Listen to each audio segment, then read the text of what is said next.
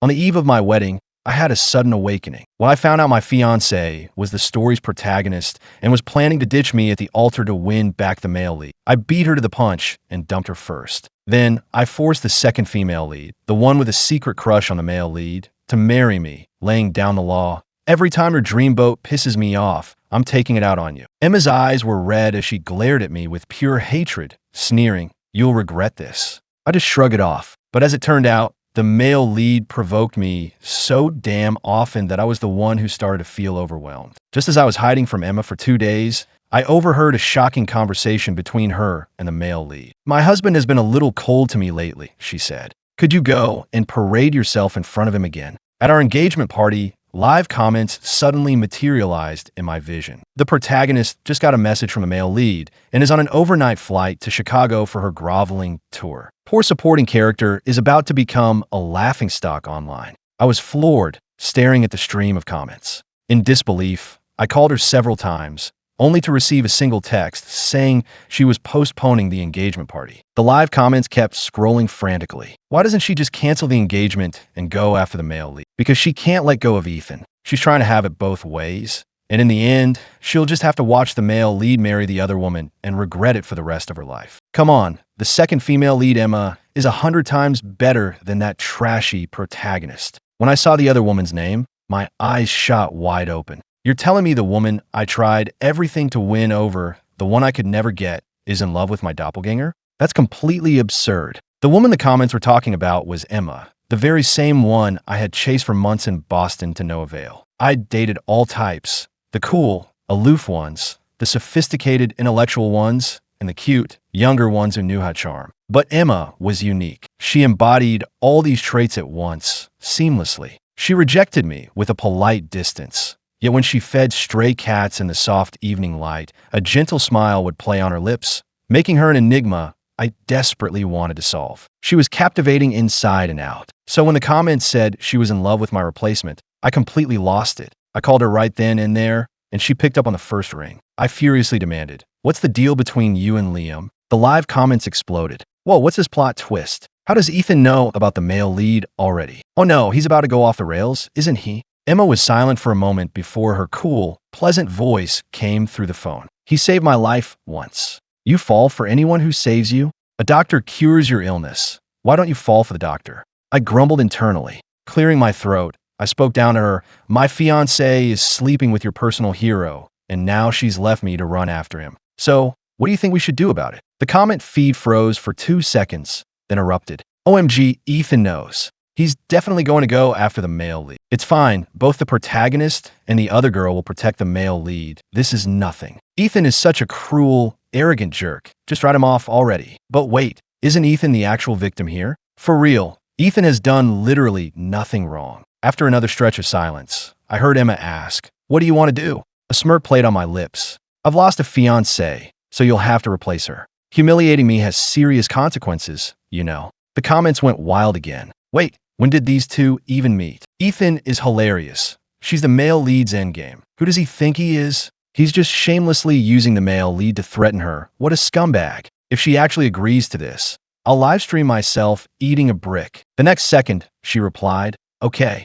I squeezed my eyes shut, praying I was hallucinating. Huh, where's that guy who said he'd eat a brick? Guess he's off to the construction site for fresh ingredients. I'm already screen recording. To avoid any complications, I decided to act first and ask for permission later, taking Emma straight to the courthouse to get her marriage license. It just so happened that the old Clark family business, which had been struggling, was now thriving after Emma took the helm and turned things around. Business is business, and my family, being pragmatic, calculated that this arrangement wasn't a loss, so they accepted it. In fact, they used it as leverage against Isabella, determined to make her pay for the mess she'd made. How the tables had turned. On my wedding night with Emma, Isabella blew up my phone with dozens of calls. I could feel her seething rage through the screen. The moment I answered, her strained voice came through, thick with anger. "Ethan, I never said we were canceling the engagement. How dare you act on your own?" I feigned confusion. "You ran off to chase your lover the night before our engagement party. I assumed you were madly in love and couldn't live without him. I was just helping you out. Was I wrong?" She was speechless for a second, then her tone finally softened. "He's just a substitute for you. He could never replace you. Why are you being so petty? I'll explain everything when I get back. Stop making a scene. The alliance between our families is serious business. Behave. I raised an eyebrow. It was clear she still didn't get it. Isabella, who the hell do you think you are to tell me to behave? You were just a convenient choice for a family alliance. You didn't actually think I was so madly in love with you that I'd be your personal doormat, did you? If you're delusional, go see a shrink. Ethan, she shrieked, humiliated and furious. I hung up. The comments started again. NGL, that felt good to watch. She wanted to have her cake and eat it too. Serves her right. Wait, are we just supposed to forget Ethan is the villain? What about how he goes after the male lead later? To the commenter above, Ethan hasn't actually done anything wrong yet. From his point of view, some random lookalike appeared out of nowhere and stole his fiancée. Who wouldn't lose their mind? If it weren't for these comments, I never would have known that I was the one Isabella had secretly been in love with for years. While I was studying in Boston, she found herself a secret lover who bore a passing resemblance to me. What she intended as a simple tool to cure her loneliness ended up being the real thing, kicking off a dramatic, desperate saga of love, hate, and endless entanglement. Was I just a pawn in their twisted game? I've always been good-looking and talented. I've had admirers lining up my whole life. I barely even remembered Isabella. She was chosen as my fiancée purely because our families were on the same level, and she really had the nerve to think she was irreplaceable. I looked up to see Emma entering the bedroom. Fresh from a shower, she wore a white silk robe that clung to her perfect figure. Every movement she made radiated an effortless, aristocratic grace. She was, without a doubt, the woman I'd chosen. But Emma didn't even bother to glance my way. "Get some rest," she said coolly. "I'll be in the guest room." I was stunned. I was literally about to drop my pants, and this is what she says? I called out to stop her just as her phone started ringing. Unsurprisingly, it was Liam. The comments went into a frenzy. So what if Ethan forced her to marry him? She'll stay faithful to the male lead. You think so? She looks kind of excited to me. "Get out of here, you pervs. Let's see some action." I gave her a slow, deliberate look from head to toe, a knowing smile spreading across my face. Emma froze for a second, then tried to walk faster. I shot out of bed, beat her to the door, and locked it. She backed away instinctively, but I used her momentum to push her down onto the plush carpet. She let out a muffled gasp, her eyes wide with disbelief as her gaze flickered. "Ethan, chill," I whispered. "Aren't you going to answer?" Liam has been quite persistent with his calls. I straddled her hips and flippantly answered the call on speaker. An anxious, clear voice immediately filled the room. "Emma, where are you? Are the rumors true? Did Ethan force you to marry him? You didn't have to do this for me. I feel so guilty." The comments boiled over. "Oh, damn you, Ethan. Defiling her right in front of the male lead. I'm blushing so hard right now. This is so intense. Ethan, you better make sure she can't walk tomorrow. Hey, Emma, I thought you liked the other guy. Why are you panting like that?" When his rambling went unanswered, Liam finally sensed something was wrong. I held the phone's microphone close to Emma's lips, letting her soft gasps spill through the speaker. He went quiet for a beat, his voice sounding a little strained when he finally spoke. "Emma, are you sick?" I raised an eyebrow, thoroughly enjoying the sight of her gritting her teeth in helpless fury. Taking the phone, I replied, "She's fine. We're just doing what married couples do on their wedding night." Liam's voice cut off instantly. I hung up and, while enjoying the view, warned her, "From now on, every time Liam pisses me off, I take it out on you." "Got it," she gasped, her voice hoarse. "Ethan, you'll regret this." I scoffed. "I'd like to see you try." For the rest of the night, we left our mark everywhere, from the floor to the bed, from the sofa to the floor-to-ceiling windows. The comments were losing their minds. So the 7 times in one night from the novels is actually real. My brain is telling me to sleep, but my eyes refuse to close. Damn it, can you guys actually see anything? My screen is just black. We can't see, but that's what imagination is for. After that, she became my outlet whenever I was in a bad mood. Isabella harassed me. I bought Emma a collar. Liam provoked me. I bought Emma chains. The comments cursed me out, so I put on a show of partner yoga for them. Seeing their frustrated reactions was incredibly satisfying. A month later, Emma and I were at a charity auction, where we unfortunately ran into Isabella and Liam. "Emma," Liam began, his voice full of concern, before a possessive Isabella yanked him into her arms. But his eyes remained locked on Emma. The public display of affection was painfully forced. Isabella said provocatively, "Ethan, I should thank you, really. You helped me see the truth. My teenage crush on you was just seeing you through rose-colored glasses. You're nothing special. Fisk, sounds like someone's bitter. Can't have me, so you trash me?" I was tempted to do something drastic. I hadn't even done anything, just cracked my knuckles, but Emma's face instantly flushed. She shot me a look of annoyance and whispered, "We're in public. Behave. You can have it when we get home." The air around us went completely still. At the same time, the comments blew up. "What have you done to our cool, untouchable ice queen? Sob, my poor Emma, being tormented like this. Is there any hope for her to win in the end? Are you sure she's being tormented? She talks a big game, but she's worn every single one of those outfits he bought her. Could it be she's actually into this, and Ethan just unlocked her hidden kink? Really?" I shot her a skeptical look. Isabella's composure was cracking, and Liam looked at Emma in disbelief. "Emma, what are you saying?" Emma cleared her throat, her expression as calm and composed as ever. "It's none of your business, Mr. Hayes. Please watch yourself." Liam, his mind clearly racing with some tragic scenario, looked like he was about to cry. "It's my fault, Emma. I've ruined you." Seeing Liam so concerned for another woman, Isabella's face clouded over. She shot Emma a venomous look before dragging Liam away. I hummed in satisfaction. "Good girl." Out of the corner of my eye, I thought I saw the hint of a smile on Emma's lips, but when I looked directly at her, she had the same cool, impassive expression. It must have been all the scrolling comments playing tricks on my eyes. Once the auction began, Isabella started bidding against me on every single item I showed interest in. I glanced over, and she raised an eyebrow, whispering intimately in Liam's ear, "Darling, what's yours can never be taken away by someone else." That goes for jewels and for people. Liam's ears turned red, but he still managed to shoot me a defiant look. My God, she's so cringe. Who is even fighting over her? Is this a contest for who gets the last slice of greasy pizza? The shippers in the comments were calling it romantic, but I was so disgusted I had to take a deep breath. Then I turned and caught Emma's intense gaze on me, which only made me angrier. "What are you looking at? You're going to get it tonight." Emma just looked at me, speechless. The comments scrolled by. "Damn it, Ethan, is torturing her the only thing you know how to do? Hey, she didn't do anything to you guys." Blame the two main characters for being so smug. That last scene made me so mad. I fully support Ethan giving her the deluxe treatment tonight. That'll be intense. Reading all their twisted suggestions, the anger in my chest started to feel like a different kind of heat, making my face flush. Since she loved to compete, I decided to help her drive up the prices. After she ended up paying exorbitant amounts for several useless decorative pieces, Isabella finally caught on, glaring at my back as if she could burn a hole through it. Soon, it was time for the final piece of the auction, the real reason I was here. Staring at the stunning, intricate dragon pendant in the display case, I knew I had to have it. As expected, the moment I raised my paddle, Isabella raised hers. Liam's face went pale, and he gently tugged on her sleeve. "Isabella, that's enough." He clearly understood the gravity of the situation. Isabella had already incurred the Astor family's wrath by sabotaging the alliance for his sake. If they found out she was pulling these kinds of stupid stunts, her position would become even more precarious. After all, she wasn't the only Astor heir, and the others were circling like sharks. But Isabella ignored him and kept bidding. I scoffed and was about to raise my own paddle when Emma stopped me. She calmly raised the bid to $50 million. I was taken aback. Isabella's face was a mask of fury as she gritted her teeth and matched the bid. With a serene smile,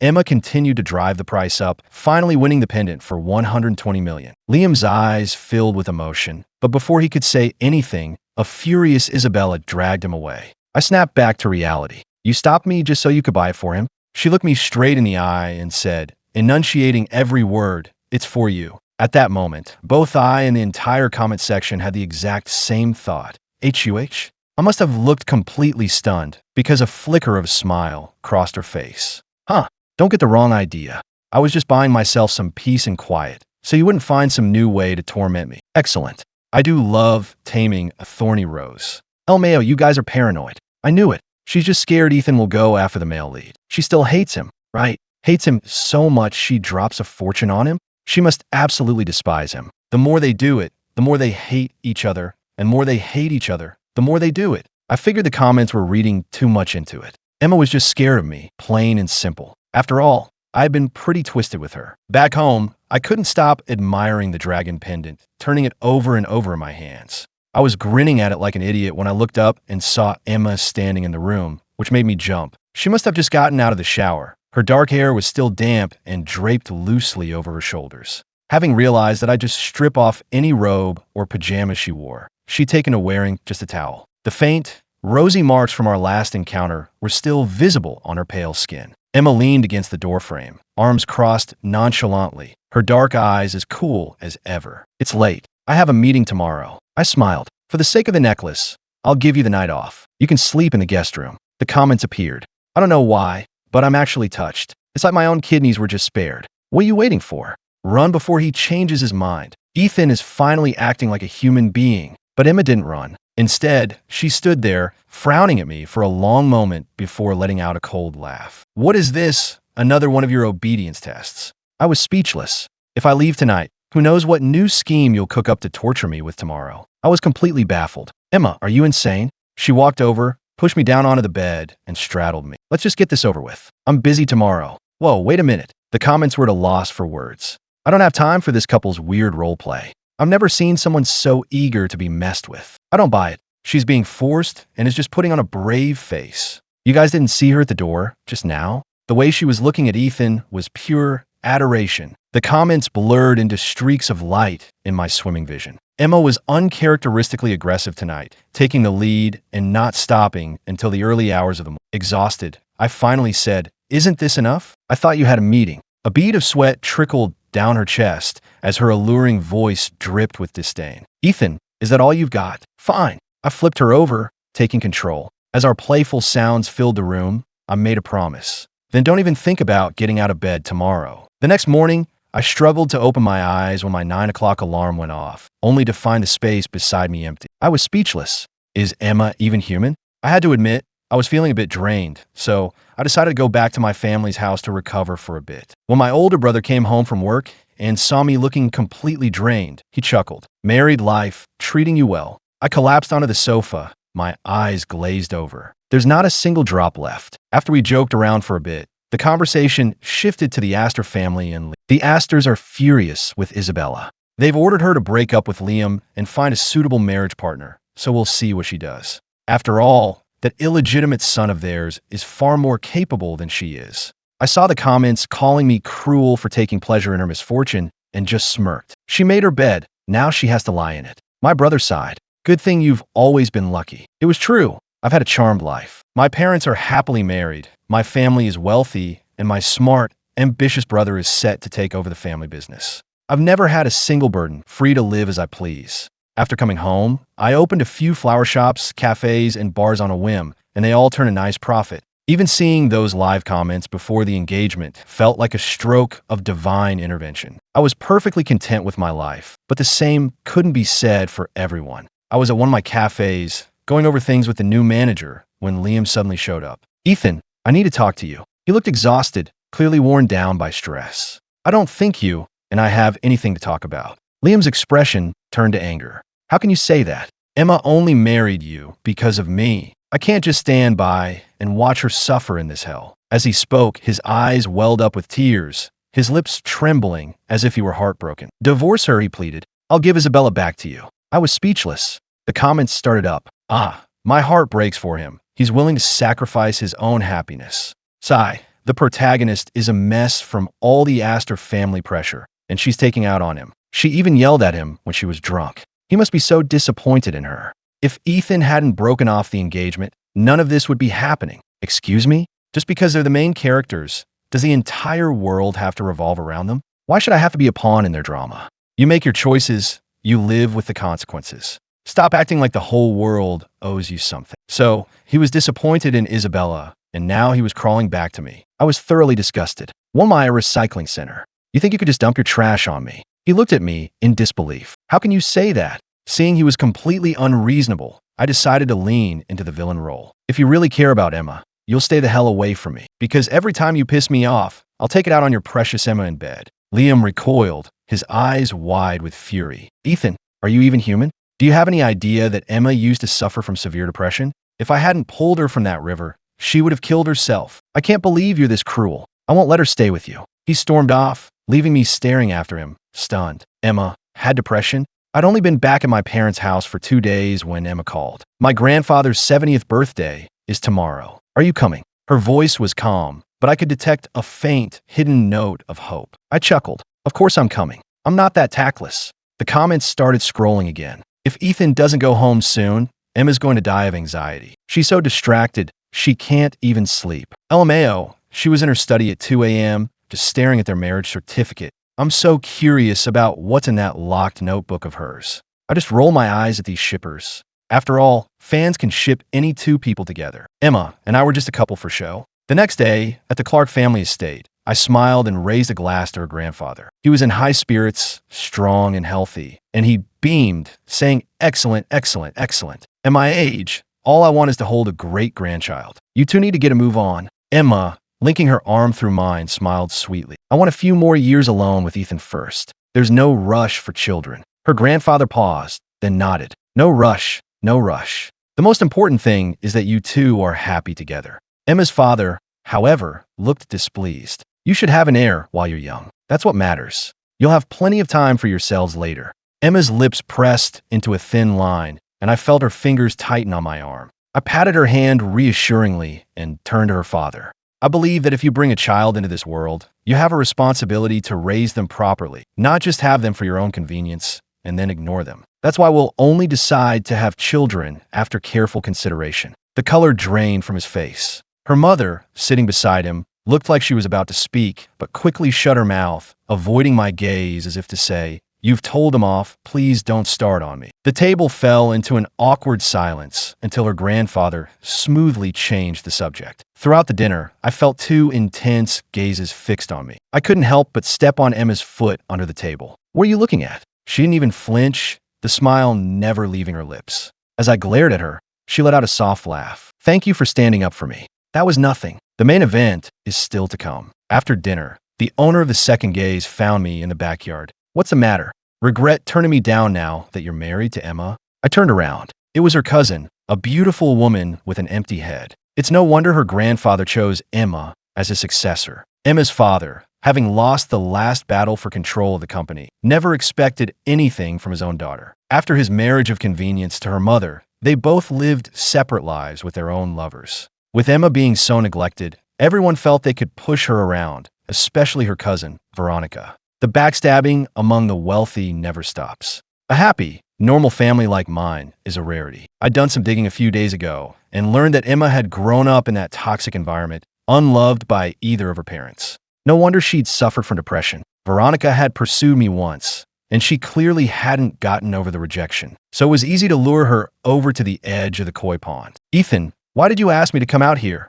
she asked, staring at me with a suggestive smile. "Is little Emma not enough to satisfy you?" The words were barely out of her mouth before I slapped her hard. While she was still reeling, I kicked her straight into the pond. I sneered down at her. "Now do you know why I called you here? My wife is more than capable. How else do you think she beat out a useless parasite like you?" Veronica flailed in the water, not daring to scream for help, and hissed, "Ethan, are you crazy? What did I ever do to you?" I looked down at her coldly. "You bully my wife, you bully me. I suggest you remember that." When I turned around, Emma was standing right behind me. There was a strange light shimmering in her dark eyes as she stared at me intently. I suddenly felt a pang of guilt and immediately tried to cover my tracks. "What are you looking at? Didn't you see your cousin throwing herself at me?" She was quiet for a moment, then let out a soft laugh. "My mistake." I sighed. "Whatever. Let's go back." The comments appeared.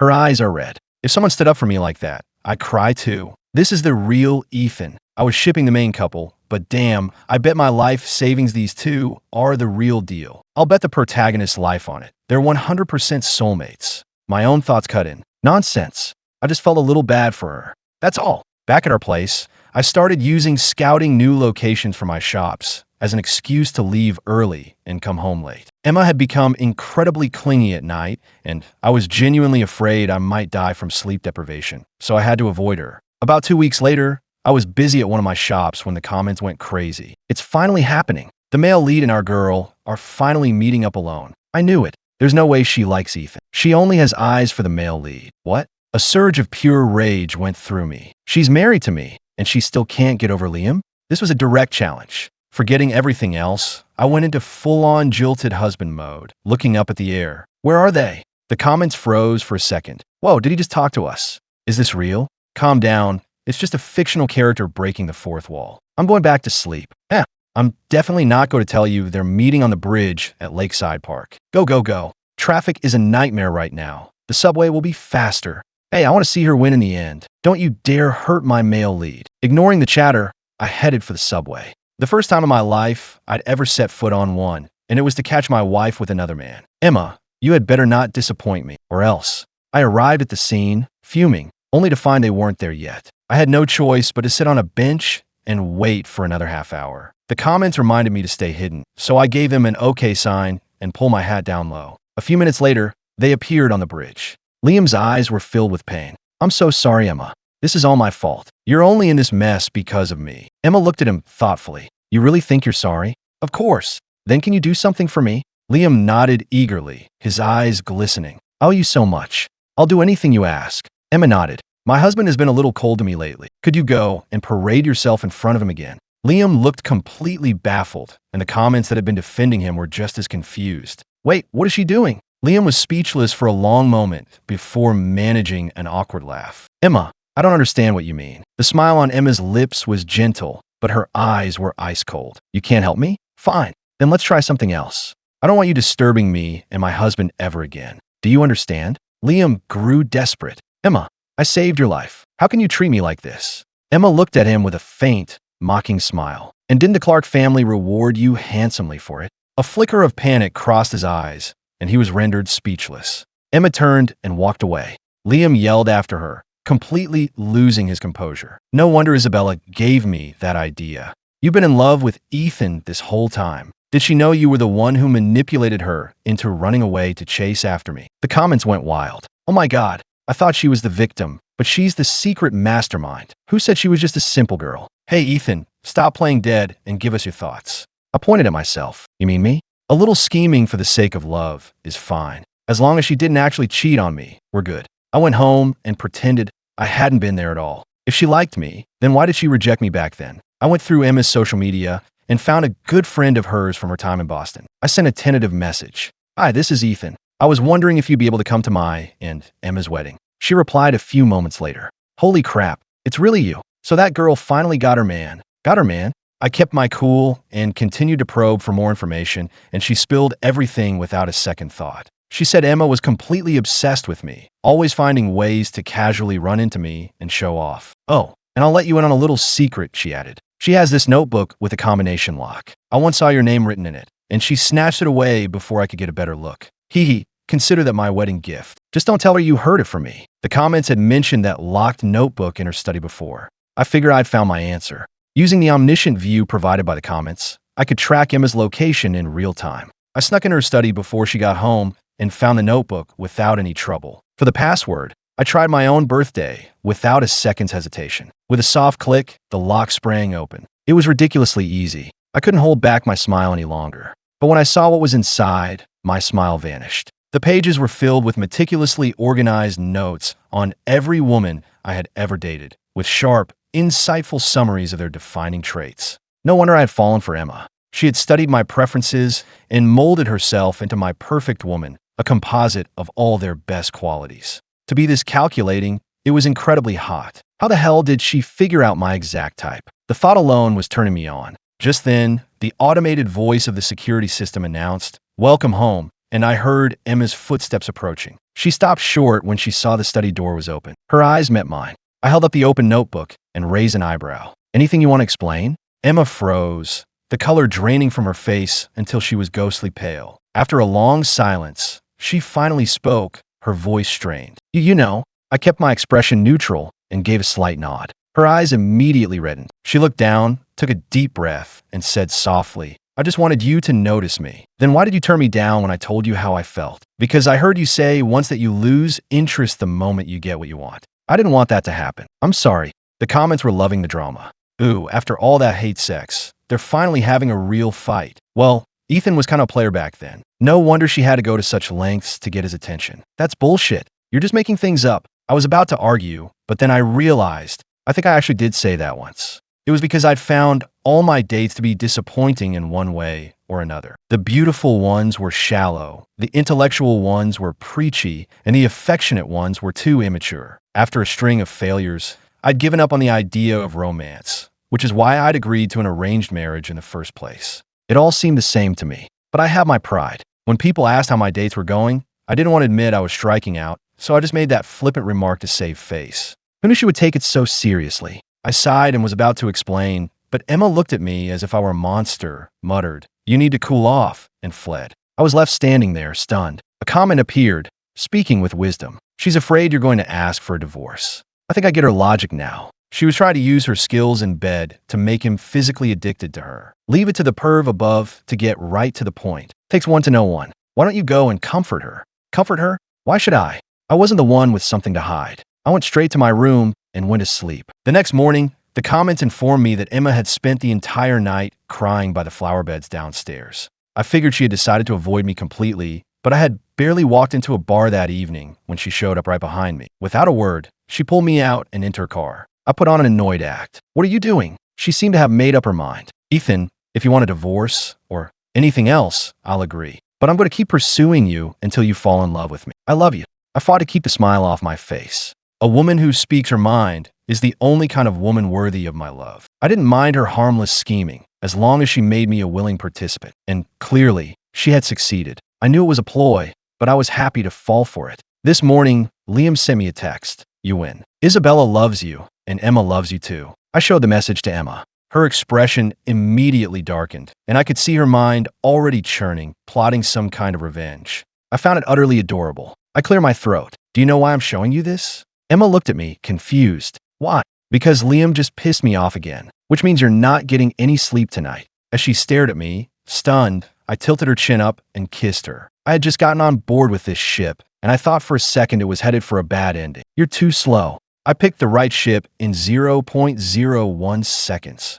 Now, this is the couple I know and love. Is the screen going to be black until morning again? I'll pay for a premium subscription. Just let me watch. We moved from the car to the living room, and then to the bedroom, not stopping until the first light of dawn. I held Emma in my arms and sighed. If you had just accepted my feelings back then, none of this with Isabella would have ever happened. Do you see how silly you are being now? Silly. After hearing my explanation, Emma stared into space for a long moment before it finally dawned on her. I was silly. I admit it. The comments popped up. "Welcome to this special documentary presentation of Too Clever for Your Own Good." Shocking. Business titan Emma Clark, a master strategist in the boardroom, scores a big fat 0 in the game of love. The headlines will be brutal. I couldn't help but smile at the comments. Then I remembered there was one more important thing I needed to ask. "Emma, when did you first fall for me?" She turned her head to look at me, but said nothing. I frowned. I know I'm handsome and talented, and that's enough for most people, but I was hoping your reasons were a little less superficial. Emma laughed.